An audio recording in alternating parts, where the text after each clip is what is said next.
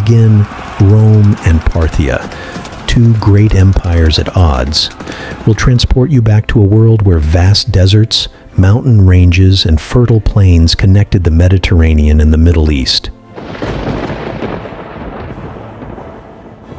Imagine ancient cities dotted across this landscape, each a hub of trade, culture, and belief. This world was alive with diverse voices, from Greek philosophers to Eastern mystics, and bustling with traders moving silk, spices, and metals. It was also marked by a looming tension between two superpowers: Rome, with its massive legions and imperial cities, and Parthia, home to skilled archers and a resilient monarchy. The Roman Empire, born from the legacy of a small city-state on the Italian peninsula, had grown into an unstoppable force. From the towering pillars of Rome, its legions reached as far as Britain in the west and Egypt in the south, establishing an empire known for its unmatched organization, engineering marvels, and political influence.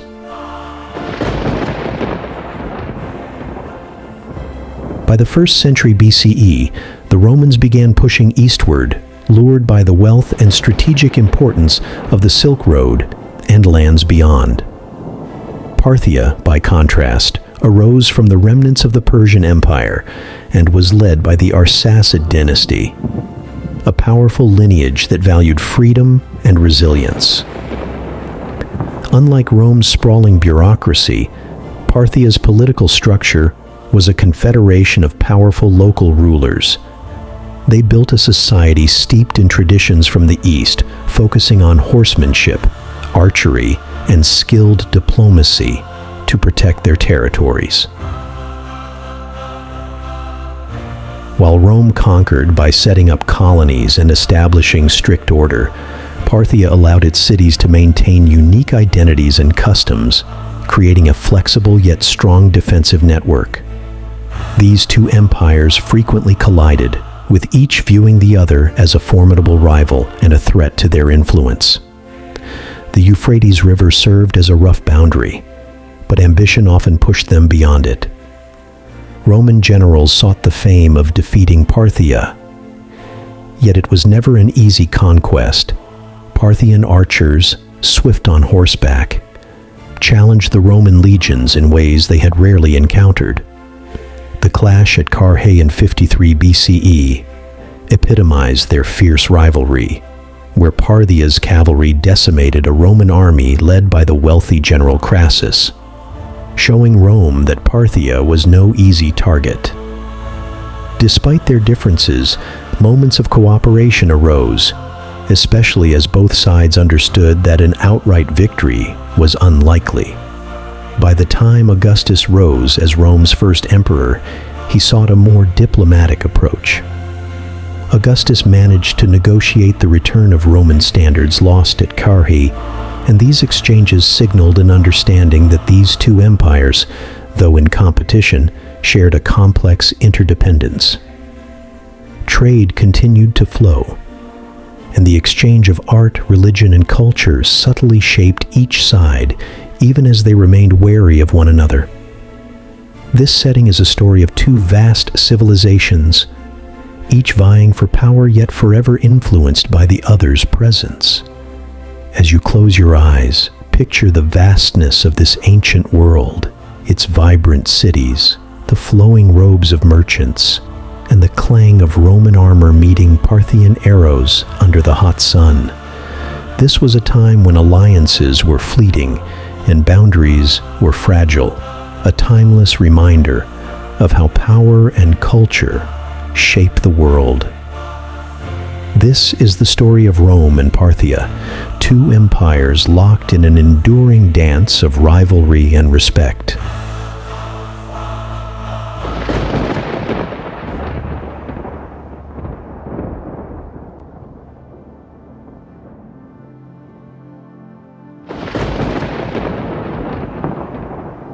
In the next segment, we dive deeply into the unique paths both Rome and Parthia took to power, showing just how their distinct approaches defined their legacies. Rome's path to dominance. Rome began as a small settlement on the Tiber River, gradually extending its reach across the Italian peninsula and beyond.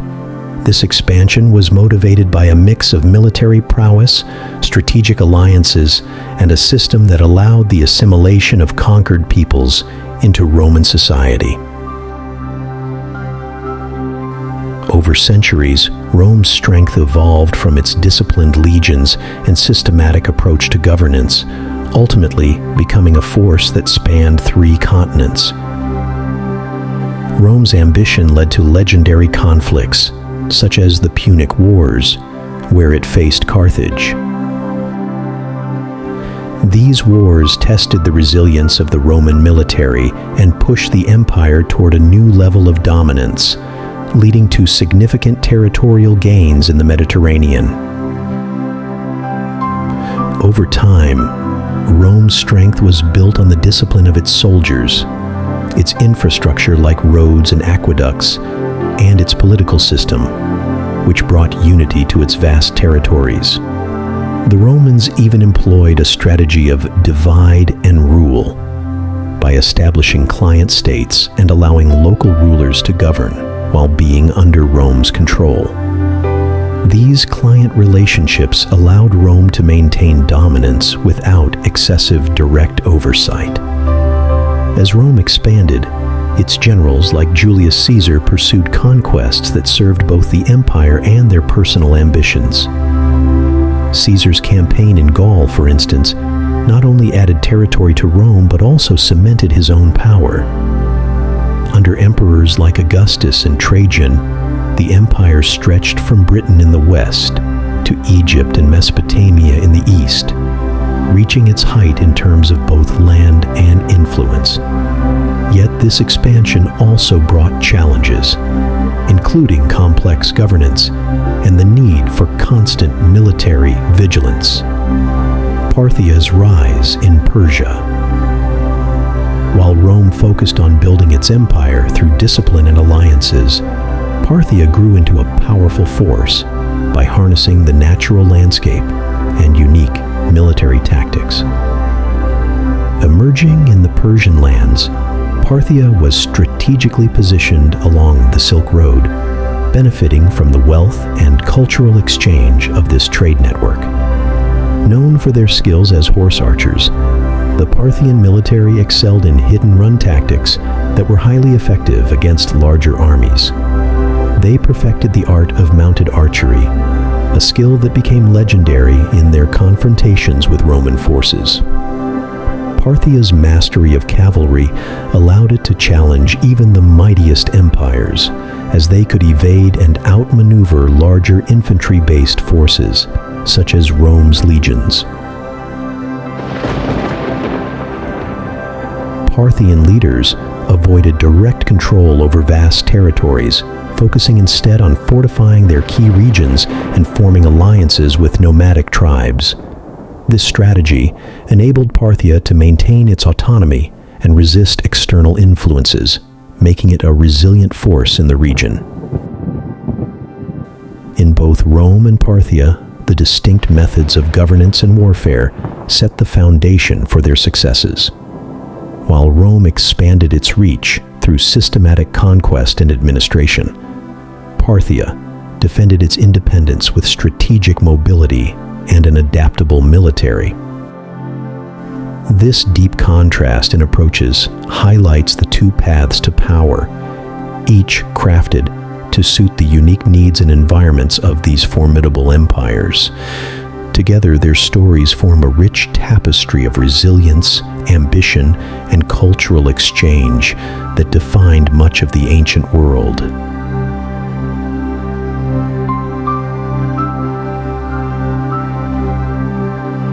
Roman splendor. Grandeur in every corner. The Roman Empire was a world of grandeur and ambition. From the bustling heart of Rome to its far-flung provinces, everything was built to impress and last. Romans lived with an awareness that they were at the center of a mighty empire, reflected in their cities, architecture, and the energy of public life. In Rome itself, colossal buildings rose up from the ground.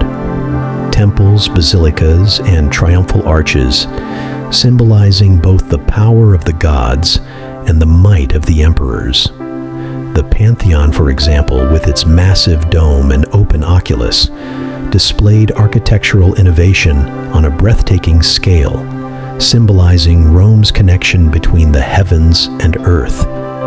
It was built to inspire awe, a structure that even today leaves modern viewers in wonder. The Colosseum, another marvel, hosted gladiator games that displayed both Rome's engineering skills and its appetite for spectacle. These games weren't just entertainment. They were a reminder of Rome's power and organization, a place where citizens gathered to witness contests of strength and survival. Roman cities were also home to expansive public forums, open spaces surrounded by impressive colonnades where citizens met to discuss politics, shop, and worship. The forums were the empire's true social heart, bustling with life and purpose. Each city also had public baths, essential to Roman social life. The Baths of Caracalla, one of the largest complexes, offered a place to unwind, with not only pools but libraries, exercise rooms, and art-filled halls. These baths embodied luxury and civic pride, symbolizing a lifestyle where even ordinary citizens could indulge in refined relaxation. In homes, Roman art and design flourished. Wealthy citizens adorned their villas with intricate mosaics, frescoes, and gardens. The House of the Veti in Pompeii, for example, was decorated with vibrant frescoes, capturing scenes from mythology and daily life. Roman homes often had atriums and peristyles, making use of open spaces for light and beauty. Even apartment blocks or insulae were multi-storied and arranged with courtyards to create small community spaces. These were a symbol of Rome's urban innovation, accommodating a growing population while maintaining a semblance of social order. Yet, Roman life wasn't only about splendor. It was about structure and discipline. Military service was woven into Roman culture, with the legions not only defending but also building roads, fortifications, and new settlements as they expanded Rome's borders. Roman soldiers' lives were rooted in discipline, a value that extended to civilians as well. In Rome's cities, laws and an organized system of governance reinforced this discipline, creating a sense of order that permeated every layer of society. Parthian strength and simplicity, a resilient and adaptable society. In contrast to Rome's grandeur, Parthia embraced a lifestyle of resilience, simplicity, and adaptability. Parthians lived on the wide plains of Persia, where survival skills, rather than monumental architecture, were the cornerstone of their way of life. Their empire was built on a foundation of flexibility and mobility, and they used their geography to their advantage, focusing on survival in an often harsh environment. Parthian society had a pragmatic approach to life that favored practicality over display, a contrast that would define them in their struggles against Rome. Parthian cities were modest in comparison to Rome's, often structured around trade and survival rather than monumental display. Their empire thrived not on grand buildings, but on strategic trade routes like the Silk Road.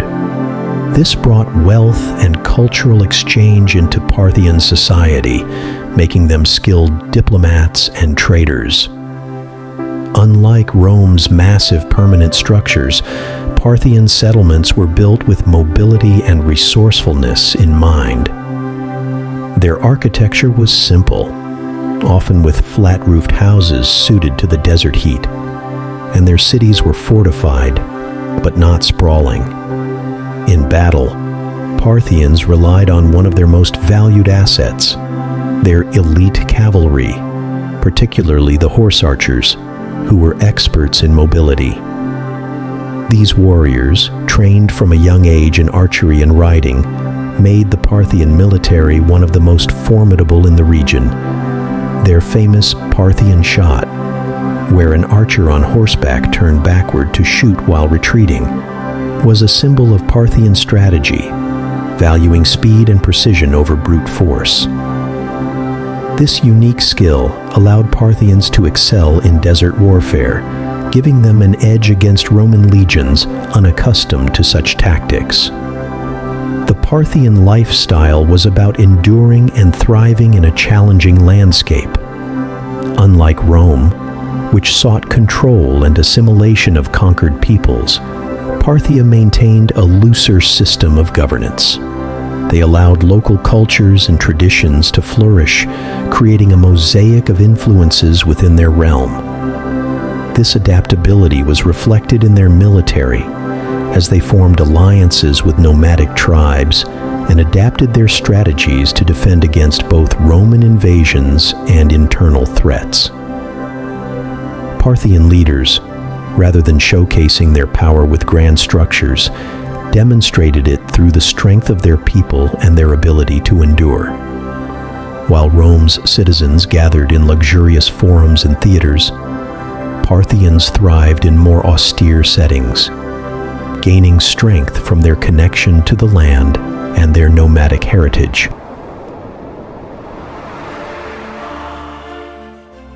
Parthian society valued resilience and skill, believing that simplicity and practicality were their true strengths.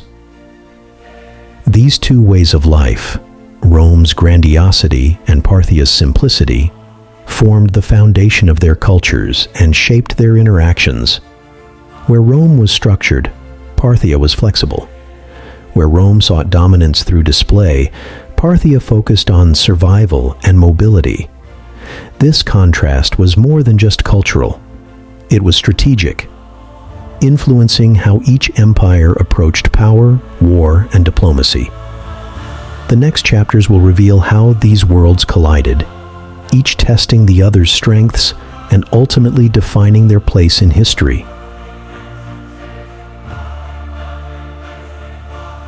As the sun rose over the desert sands, casting long shadows and painting the landscape with a soft glow, the Roman legions, led by General Crassus, marched onward, their armor gleaming, their steps echoing with determination.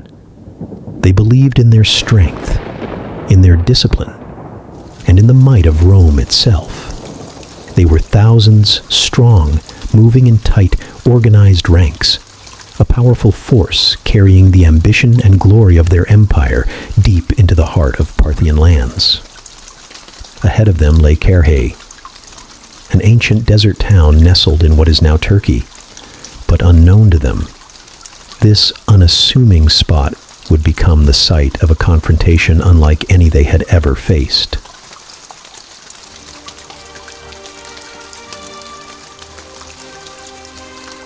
The desert stretched wide and silent, broken only by the rhythmic march of Roman soldiers. It was an alien landscape, a far cry from the lush hills of Italy and the familiar territories of the Mediterranean. Crassus, a man of immense wealth and ambition, was here with a purpose. He sought glory, riches, and a victory that would secure his place among Rome's greatest. He believed this campaign against Parthia would be yet another achievement in Rome's storied history. But beneath his confidence lay an empire that was unfamiliar with this harsh land, a landscape where the desert's heat was merciless and where the enemy was unseen, waiting with a silent patience born from centuries of desert survival. Parthia's commander, Serena, knew the terrain intimately. He understood the desert's secrets, its power, and its dangers. He saw an opportunity not merely to defend his homeland, but to outwit Rome, to use the desert as an ally against an empire that was unmatched in close, structured combat. Serena's forces had a different approach. They were agile, light and accustomed to using the environment to their advantage. With them were Parthia's famed horse archers, men who had trained from a young age to master both horseback riding and archery, whose accuracy and speed would soon surprise the Roman soldiers. Mystery in the desert.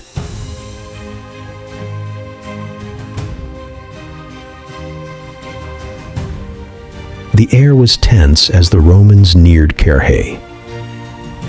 Every soldier felt the silence, a calm that somehow felt foreboding, as if the desert itself was holding its breath. As they advanced, the Parthians began to appear on the horizon, not in massed ranks like the Romans, but in smaller groups, moving swiftly across the sands. Parthian horse archers, clad in light armor, maneuvered in and out, teasing the Roman lines with short charges before retreating. To the Romans, this seemed like hesitation, perhaps even weakness.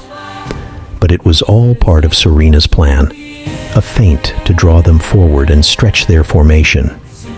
The horse archers would ride close, launch a volley of arrows, and then pull back, disappearing into the dunes before the Romans could engage. Each arrow was fired with precision, striking from a distance that Rome's foot soldiers were unused to. The Parthians used a unique tactic known as the Parthian shot, a maneuver where they would turn to shoot while in full retreat, keeping just out of reach but inflicting heavy damage on the Roman soldiers, who were unable to retaliate. With each attack, the Parthians seemed to vanish like phantoms, leaving the Romans to shield themselves from arrows that came from all directions. The Roman soldiers, accustomed to facing opponents in close combat, struggled to adapt. Each feigned retreat by the Parthians lured them further, stretching their formation thin, weakening the tight structure that was their greatest strength. The desert heat bore down on them, draining their energy, and with every step, they grew more vulnerable. Crassus, who had once believed in the unbreakable power of his legions, began to feel the first tremors of doubt. The enemy was everywhere and nowhere, appearing only long enough to attack before vanishing once more into the vast desert. The Parthian Strategy. Serena's forces were relentless, using the desert as a partner in their battle. The Romans, burdened by their heavy armor, struggled to maintain formation as the Parthians' arrows continued to rain down on them. Unlike traditional foot soldiers, the Parthian cavalry moved fluidly, almost as if they were part of the desert itself. They exploited every weakness they found, surrounding the Romans in waves, never letting them recover and always keeping them in a state of exhaustion and frustration.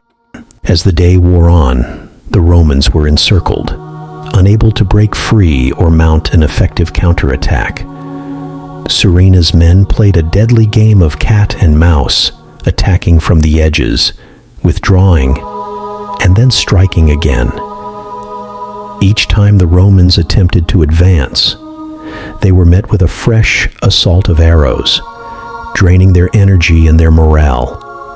Drums and trumpets echoed across the sands, adding to the confusion and creating an atmosphere of eerie suspense. The desert, vast and silent, amplified the sounds of battle, disorienting the Romans and making it nearly impossible for them to organize a coherent defense. The Parthians' heavy cavalry, the cataphracts, finally appeared in the last phase of battle. Heavily armored and powerful, these units were a striking contrast to the swift horse archers. They charged into the Roman lines at moments of weakness, breaking through weakened sections with devastating force. The Roman soldiers, exhausted and low on morale, found themselves facing an enemy they could barely touch. Their once formidable ranks dissolved into chaos as they attempted to fend off both the horse archers' constant barrage and the powerful charges of the cataphracts. Crassus, watching his army unravel, was powerless to stop the forces that seemed to surround them from every side. The aftermath.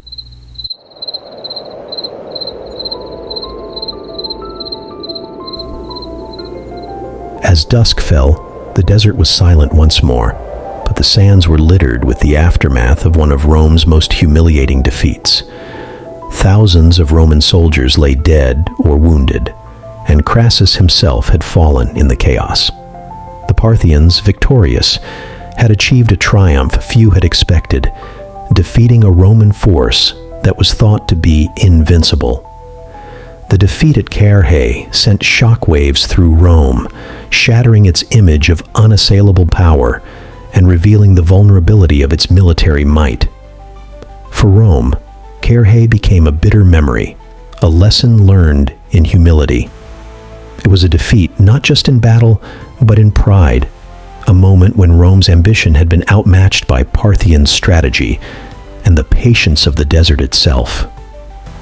News of Carrhae reached Rome, and the loss echoed in the minds of its people, a haunting reminder that even Rome, in all its glory, could be humbled by the cleverness and resilience of those who knew the land, who fought not with brute force, but with strategy and the quiet power of understanding their own strengths. For the Parthians, Carrhae was a moment of pride, a testament to their resilience and their tactical brilliance. They had shown the world that they were Rome's equal, not by trying to emulate its ways, but by standing firm in their own. The desert, silent and vast, became a witness to their triumph, holding within it the echoes of a victory that would be remembered for centuries. It was a victory of patience, of skill, and of the strength that comes from knowing one's place in the world. Carrhae would remain in history as the battle where Rome met its match, a place where two great empires clashed and where one learned the power of humility in the face of a patient, unyielding foe. The Roman legions, known for their iron discipline, moved as a single, formidable force. Each soldier had undergone rigorous training, instilled with loyalty and obedience. These soldiers were heavily armored, their shields and swords gleaming in formation under the sun. They were organized into tightly packed units called maniples and later cohorts, forming dense, nearly unbreakable walls of men, shields, and spears. The maniples would advance in blocks, with each row supporting the others, like pieces in a complex living machine. A Roman legion was structured to hold ground and defend with unyielding resilience, moving forward like a human wall that could withstand wave after wave of enemies. Discipline was the Roman strength. Every soldier was expected to follow commands instantly and without question, and each legionary was trained to rely on the person next to him. They were led by centurions, experienced officers who directed their men with signals and orders. These centurions were highly respected and often positioned themselves in the front ranks, demonstrating bravery and inspiring their soldiers to follow. The Romans fought with confidence, believing that as long as they maintained their formation, they could withstand any attack. In combat, they relied on strategies like the testudo or tortos, a defensive formation where soldiers interlocked their shields, protecting themselves from all sides. This formation made them nearly invulnerable to enemy projectiles and allowed them to close in on their enemies in safety. But the Parthians were entirely different. They brought with them a new kind of warfare that the Romans struggled to counter. Unlike the rigid structure of the Roman legions, the Parthians relied on speed, mobility, and surprise. Their main strength lay in their cavalry, particularly their skilled horse archers, who had mastered the art of the Parthian shot. In this tactic, the the Parthian archers would turn backward on their horses to fire arrows at their pursuers, a move that required exceptional skill and balance. They could shoot accurately while their horses galloped at full speed, and this ability allowed them to keep a safe distance from the Roman soldiers while still inflicting heavy damage. The Parthian horse archers were lightly armored, allowing them to move with incredible speed. Their horses were bred for endurance and agility, enabling them to cover vast stretches of desert without tiring. They would circle the Roman formations, darting in to shoot volleys of arrows before quickly retreating out of range. Their attacks came in waves, a constant assault that kept the Romans on edge. Each time the Romans tried to advance, the Parthians would withdraw, only to turn and fire again from a safe distance. This hit-and-run tactic was unlike anything the Romans had seen before. It was as if the Parthians were ghosts, appearing and disappearing at will, always staying one step ahead. In the desert, the Parthians used the environment to their advantage. The Romans, burdened by their heavy armor, struggled to maneuver in the open, sandy terrain. The heat and the lack of water wore them down, sapping their strength. The Parthians, on the other hand, were accustomed to the harsh conditions. They knew how to survive in the desert, and they used this knowledge to prolong the battle, waiting for the Roman soldiers to grow tired and frustrated. The Parthians would circle around the Roman legions, darting in and out, constantly keeping them on the move, wearing them down with each attack. The Romans, who were trained to face an enemy head-on, were unused to this elusive style of warfare. They became increasingly vulnerable, their tightly packed formations slowly breaking down as they tried to pursue the swift, nimble Parthians. Each feigned retreat by the Parthians was a trap, luring the Romans further into the open desert, where they were even more exposed. The Parthian strategy was one of patience and cunning. They knew that if they could keep the Romans moving, they would eventually tire out. As the Roman soldiers grew more exhausted, their discipline began to falter. The Parthians used this to their advantage, launching sudden, concentrated attacks on weakened parts of the Roman line, breaking through and causing chaos. The Roman soldiers, who were unaccustomed to fighting such an elusive foe, struggled to maintain their formation, their confidence slowly crumbling under the relentless assault. For the Romans, who prided themselves on their discipline and strength in battle, the Parthians' tactics were frustrating and demoralizing.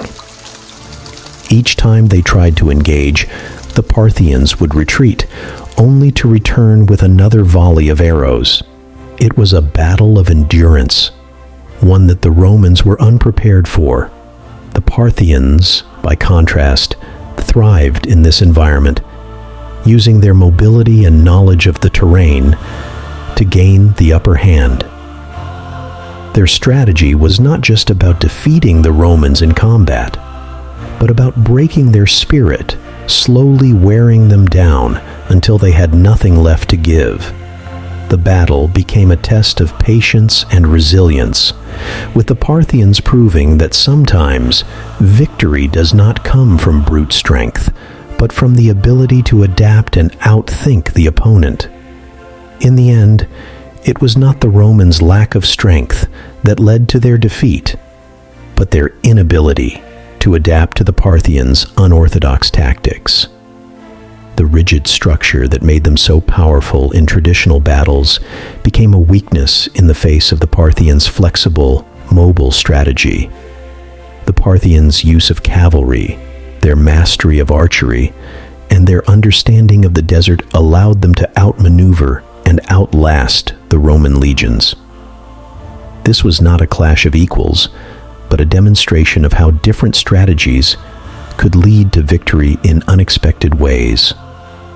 Throughout the years of rivalry between Rome and Parthia, battles were not limited to the famous confrontations. Several lesser-known skirmishes occurred, each shaping their relationship. Parthia, though often outnumbered, held a fierce resistance to Roman ambitions. These small but impactful battles showcased Parthia's tactical resilience and ability to stand against Rome's might, even if the Romans were relentless in their pursuit of eastern lands.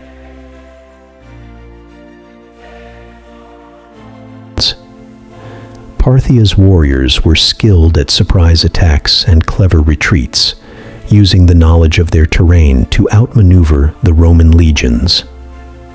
Unlike traditional Western warfare, Parthian forces relied on swift strikes, mobile units, and relentless horse archers who could ride at full speed while firing arrows, a tactic that left the heavily armored Roman soldiers at a disadvantage.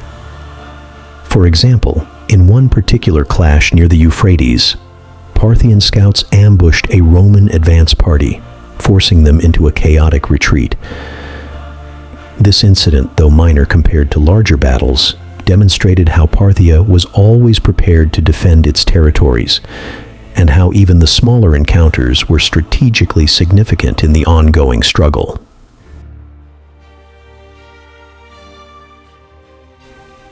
In another encounter, Parthian forces disrupted a Roman supply line, weakening their opponents without engaging in full battle. These skirmishes, though not as famous as the Battle of Carrhae, contributed to a broader sense of unease within Rome, as they faced an enemy that was adaptable, unpredictable, and fiercely protective of its lands. Beyond military clashes, Parthia's leaders excelled at navigating the complex political landscape, countering Rome's influence through diplomacy and cunning strategies. They understood that Rome's power extended beyond the battlefield and sought ways to check Roman ambitions using alliances and skilled negotiation. Parthian rulers cultivated ties with neighboring kingdoms, forming alliances that added layers of protection around their borders. By maintaining friendly relations with buffer states, Parthia created zones of influence that deterred Roman advances and complicated any plans Rome had of outright invasion. Parthia also used espionage, sending spies into Roman territories to gather intelligence. These spies collected vital information on Roman movements, resources, and political shifts, keeping Parthia informed of any possible threats. Parthian envoys, sometimes posing as merchants or diplomats, relayed insights about Rome's political climate back to their leaders. This knowledge allowed Parthian rulers to anticipate Roman actions and, at times, exploit divisions within the Roman ranks. Parthia's leaders were careful and deliberate, leveraging every advantage they could to maintain their independence from Rome. In their political maneuvers, Parthia was strategic in its alliances. They occasionally engaged in diplomacy with Rome's enemies, including rebellious Roman territories and rival powers within the empire's sphere of influence.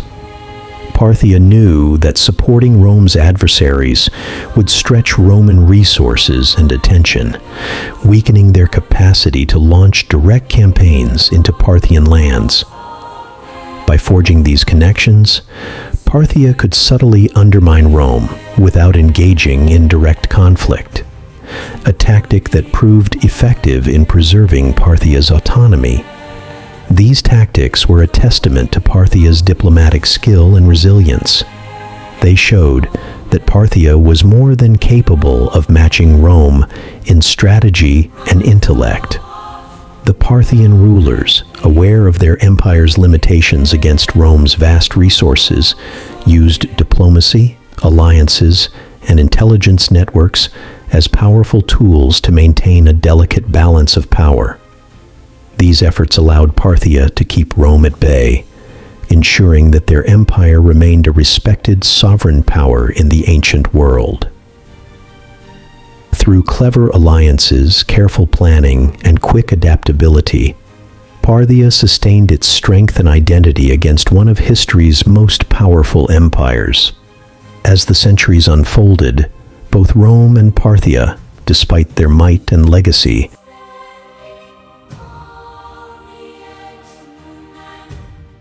began to show signs of wear as each empire struggled to sustain its own weight.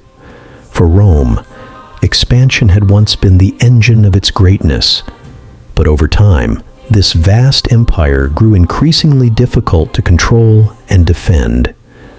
At its height, Rome spanned across the Mediterranean, Europe, parts of Africa, and Asia, encompassing a staggering diversity of peoples, cultures, and languages.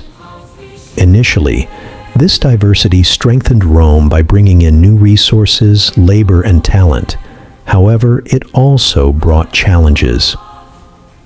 The sheer size of the empire made it nearly impossible to administer effectively from a single center.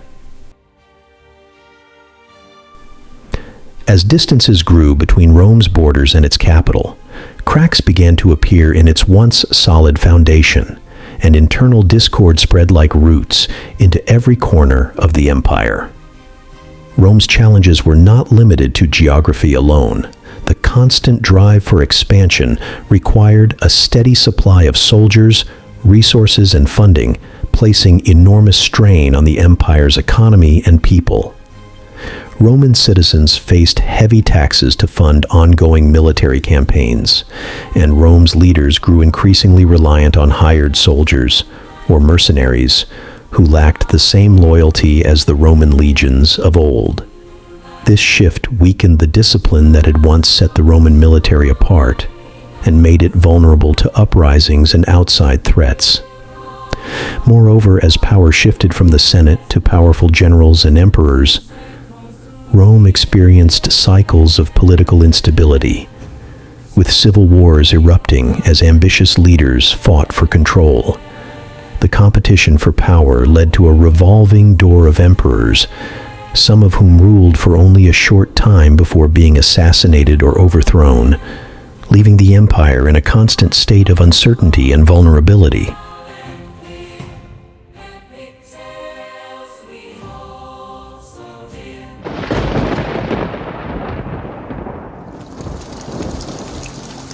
Meanwhile, within Rome's cities, society itself was changing.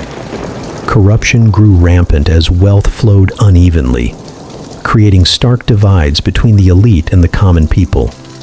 Gladiatorial games, once a means of uniting citizens through shared spectacles, became symbols of excess and moral decay.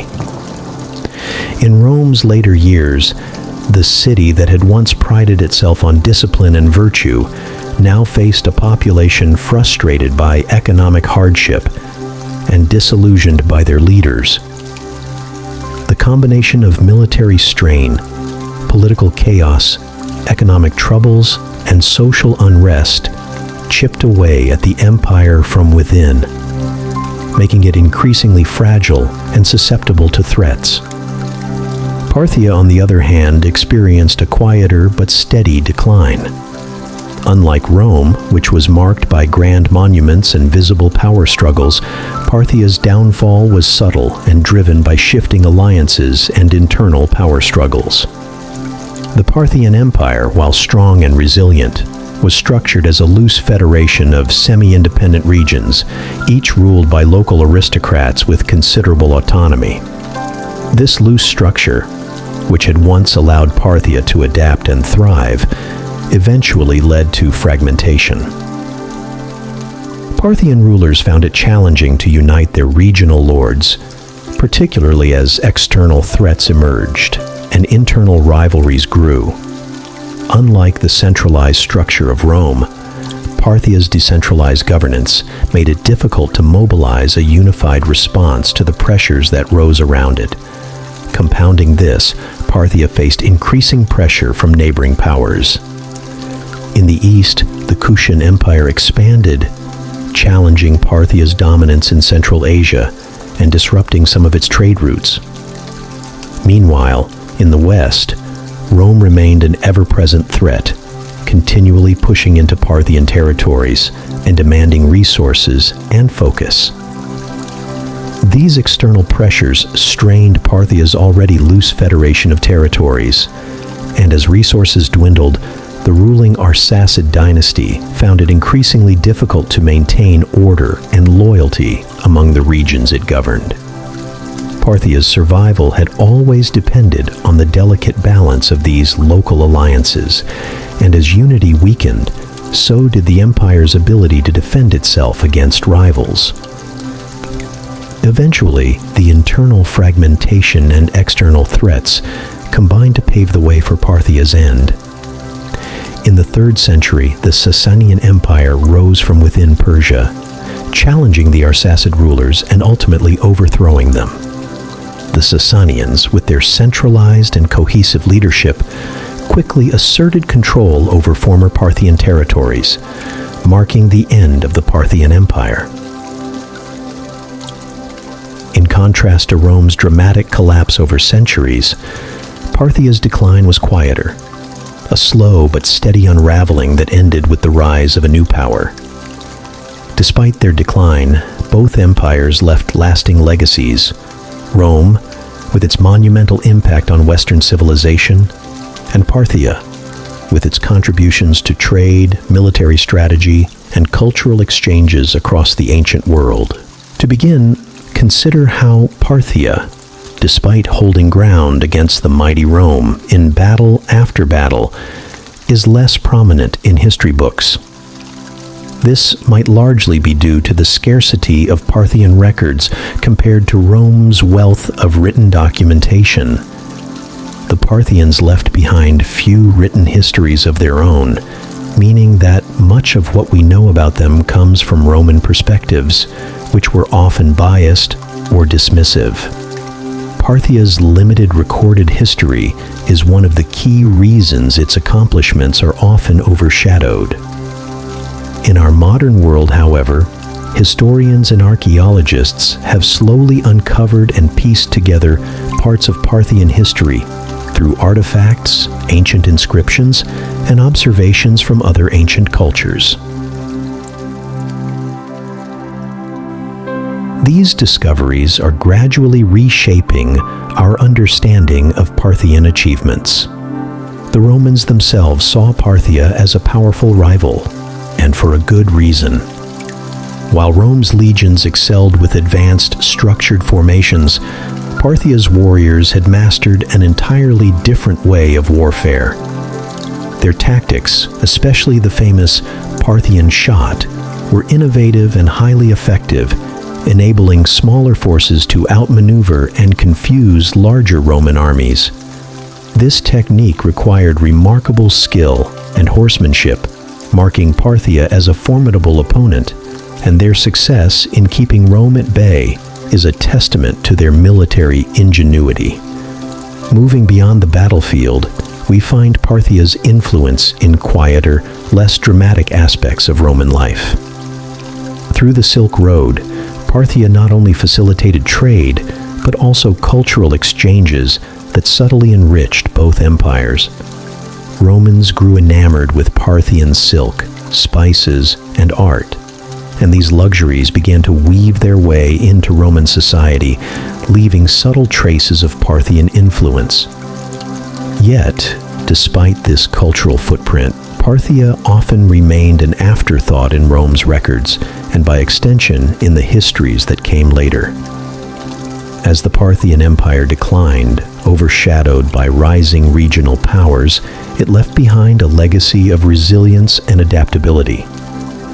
Parthia's ability to endure alongside Rome for centuries highlights a quiet strength that is only now being appreciated. Today, Parthia is remembered not only as an empire that successfully resisted Rome, but also as one that contributed to the cultural and historical tapestry of the ancient world. As our knowledge of Parthia deepens, we find that it was indeed a worthy rival, deserving of recognition for its resilience, tactical brilliance, and quiet influence. A legacy of defiance and subtle strength that has persisted, albeit faintly, through the centuries. As we come to the close of this tale, let's reflect on the timeless legacy of the Parthians, a people whose story is a testament to strength, adaptability, and resilience. Though their empire may have faded, their legacy endures, a reminder that even the mightiest realms eventually meet decline. Tonight, let thoughts drift to the resilience of the Parthians, who once outsmarted one of the greatest empires in history, proving that true power is as much in endurance and wisdom as in strength. Sleep now with echoes of ancient stories in peaceful dreams.